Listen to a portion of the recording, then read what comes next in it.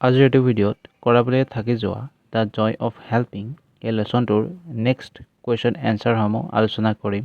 ইয়াতে নম্বৰ 5ত আছে read the following sentences. ইয়াতে যিখিনি বাক্য দিয়া আছে এইখিনি পঢ়িবলৈ কৈছে। ইয়াতে প্ৰথমটো দিয়া আছে they were very sad to see the plight and misery of the people there. ইয়াতে ভূমিকম্পৰ দ্বাৰা পীড়িত হোৱা যিবিলাক মানুহ দুখ দুৰ্দশাত পৰি আছিলে সেইবিলাকক দেখি সিহঁতি বহু দুখ পাইছিল। ইয়াতে সেইটো কথা উল্লেখ কৰিছে। তাৰ পৰা নেক্সট আছে the team members field very happy to have help the people in distress.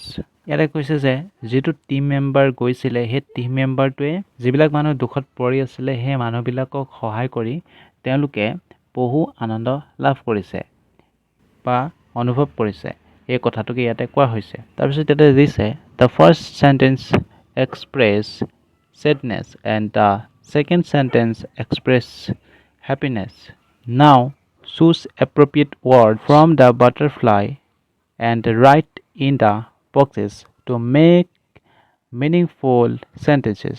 ইয়াতে কৈছে প্ৰথম চেণ্টেন্সটোৱে যিটো প্ৰকাশ কৰিছে সেইটো হৈছে দুখ প্ৰকাশ কৰিছে আৰু ছেকেণ্ড চেণ্টেন্সটোৱে যিটো প্ৰকাশ কৰিছে এইটো হেপিনেছ অৰ্থাৎ সুখী অনুভৱ কৰিছে, অৰ্থাৎ সুখ বা আনন্দ প্ৰকাশ কৰিছে।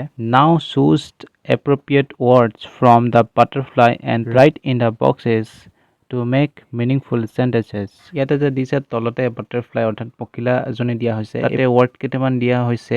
এই ৱৰ্ড কেইটা তলতে যিখিনি চেণ্টেন্স আছে সেই চেণ্টেন্সখিনিৰ ছাইডত বক্স আছে। এই বক্সখিনিত ফিল কৰিবলৈ কৈছে অৰ্থাৎ পূৰাবলৈ কৈছে।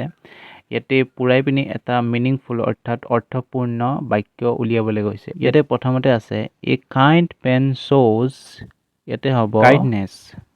তাৰ মানে এজন দয়ালু ব্যক্তিয়ে কি প্ৰকাশ কৰে অৰ্থাৎ দয়া প্ৰকাশ কৰে অৰ্থাৎ কাইণ্ডনেছ। তাৰপিছত আছে এ হেপী মেন শ্ব'জ হেপিনেছ, অৰ্থাৎ এজন সুখী মানুহে হেপী অৰ্থাৎ আনন্দ বা সুখ প্ৰকাশ কৰে।